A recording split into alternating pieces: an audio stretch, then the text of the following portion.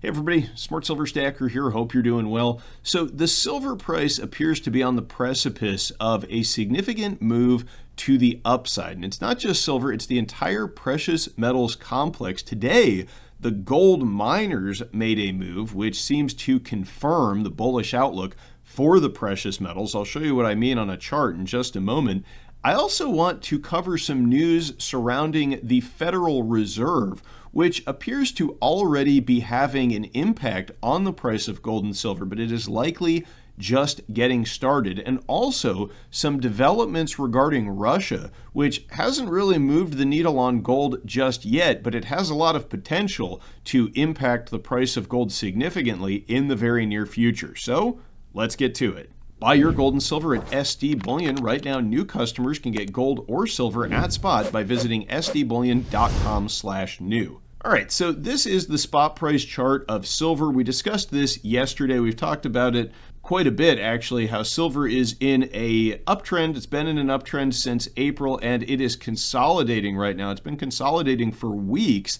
The length of time of a consolidation may have some correlation to the magnitude of the ultimate breakout. Today, we had a nice green day in silver, but tomorrow I think it could be even bigger. We've got the Jackson Hole keynote speech from Jerome Powell tomorrow. Now, if he waxes dovish regarding U.S. monetary policy, I think that could be the catalyst to break silver out of its current consolidation. Of course, it all just depends on what Jerome Powell says, but given the increasing signs of U.S. weakness in terms of the economy, poor jobs numbers, even though we've got higher inflation data, it looks like Jerome Powell may have to maybe not confirm that the Fed's going to return to rate cuts, but maybe that's what it'll sound like if you read between the lines. And if that is in fact the case, look for higher gold and silver prices tomorrow. Now let's take a look at the GDX ETF. This is an ETF that tracks the senior gold miners, and I want to draw your attention to this candlestick right here today. The GDX up about 1.66%, so not a huge move, but you'll notice as I zoom out here a little bit that the trend in the gold miners going back months has been to go through these consolidation or continuation patterns like this flag here, and then to break out to the upside and have a nice little move higher. Same thing here. We had this trending sideways for several weeks. Then we got a breakout to the upside. Now we've got this flag pattern, which it appeared to be consolidating within. Well, today it broke out. And that is indicative of a run that is about to take place. Now, we've got the Jackson Hole speech tomorrow, so that could be a catalyst for the gold miners and gold to run a bit as well.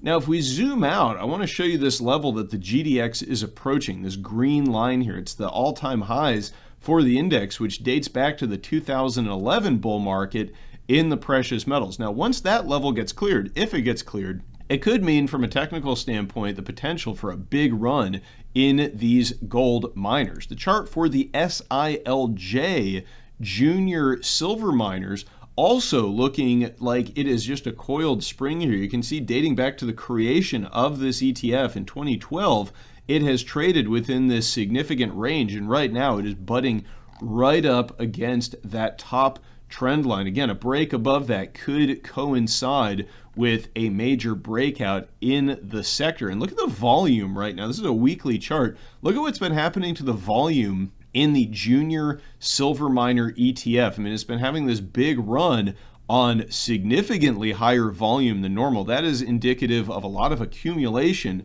taking place among investors. This is a big rally that we need to keep an eye on.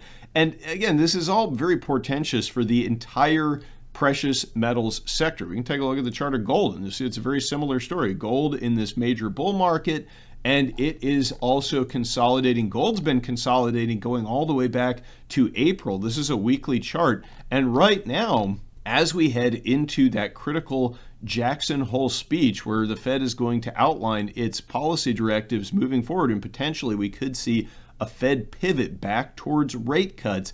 Look at where gold is. It's right at the bottom trend line of this consolidation, just ready for a catalyst to move higher, potentially to break out, and then that could take us to new record all-time highs in gold beyond $3,500. I would say this next breakout probably take us to $3,700, $3,800, somewhere in that range in relatively short order. So all the pieces are coming together here. Now, is Jerome Powell going to deliver that catalyst to the metals market? I don't know. I can't predict what the man is going to say, but it does interest me when these technical pictures kind of coincide with a major event like that speech. So I think we all need to keep an eye on that. Now, another aspect of the Federal Reserve, which has been driving the gold prices lately, is this battle between President Trump and the Fed, and his desire for the Fed to get more aggressive in their policy of rate cuts. Now, a couple weeks ago, there was this news that Fed Governor Adriana Kugler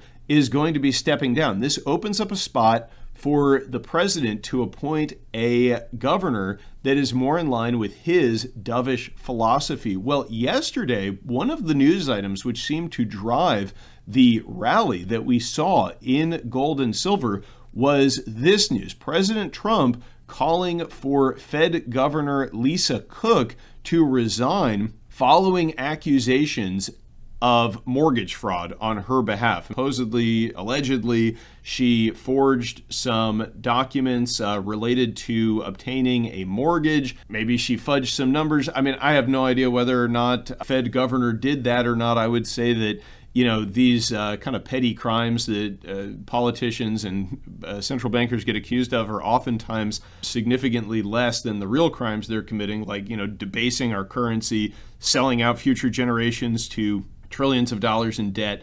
But the reason that this is important for the price of gold and silver is that, one, gold and silver seem to react positively to this news. So it kind of paints a picture for you here that we're being set up for a very dovish Fed, likely in 2026. That's when Fed Chair Jerome Powell is up to be replaced sometime in May. And what we're likely to get, maybe we'll have to wait until 2026 to see this, but is a much more dovish Federal Reserve that is much more in line with the president's view of where monetary policy should be, which is lower interest rates, more economic, quote unquote stimulus, more easy money, basically. That's going to accompany massive debts and deficits. And I think the picture is kind of becoming clear here for investors. And that is why gold and silver are likely to be bid up as a result of these developments with the Federal Reserve. Now, another development that is sort of in the background right now that could have a major impact on the gold price has to do with Russia. So there's been a lot of speculation recently about an end to the Ukraine-Russia war. Trump and Putin had their meeting in Alaska. Optimism seemed to be very high of a peace deal eventually being arranged. However, that seems to be souring slightly. So one thing that happened was the White House announced that there would be a Putin-Zelensky meeting in the works. Well, the Kremlin has nixed that idea. They approached that rather tepidly. They said, no, we're not ready for that level of negotiation yet. And also, there's been a lot of talk of Western, quote-unquote, security guarantees for Ukraine, meaning potentially NATO troops, maybe U.S. air support in the event that the war resumes. The Russian Foreign Minister, Sergei Lavrov, said today that European troops in Ukraine would be, quote, absolutely unacceptable to Russia, while Kiev and its allies push to establish security guarantees to end the war. This is the headline from France24.com. So the reason this is important for gold and silver is because currently I suspect that there is some of the risk on premium from geopolitics has been removed from the gold market because there has been this anticipation of a drawdown in the conflict and a potential peace deal. But if cold water gets thrown on that, then that means that the risk on geopolitical risk premium may suddenly reappear in the gold price, driving it higher. And that could also be a catalyst for a breakout in the price of gold. Now, this is a post that Donald Trump put on his Truth Social platform today. And it's not sounding good to me for a peace deal. He said it is very hard, if not impossible, to win a war without attacking an invader's country. It's like a great team in sports that has a fantastic defense, but is not allowed to play offense. There is no chance of winning. It is like that with Ukraine and Russia. Crooked and grossly incompetent Joe Biden would not let Ukraine fight back, in all caps there, only defend. How did that work out? Regardless, this is a war that would have never happened if I were president. Zero chance. Interesting times ahead. President DJT.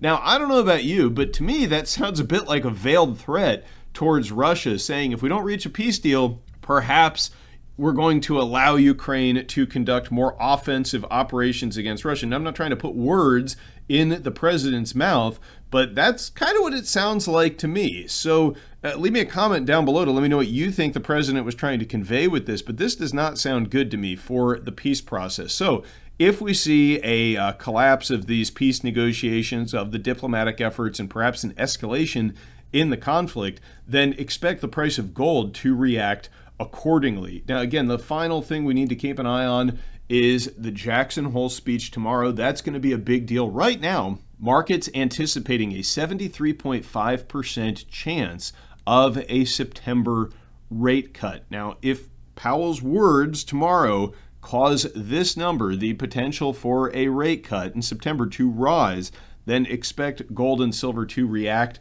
in a significant way, and potentially also we could see the dollar drop as a result. Now, that's certainly not guaranteed. In fact, we could see Powell wax hawkish if perhaps he really is genuinely concerned about inflation versus the U.S. economy. But given the sum total of the data that we've been presented with, weakening U.S. economy, weakening U.S. jobs numbers, I suspect that we are going to get a dovish Powell tomorrow. Leave me a comment down below to let me know what you think. Thanks for watching, everybody. Don't forget to like, comment, and subscribe, and I will catch you next time. Smart Silver Stacker, out.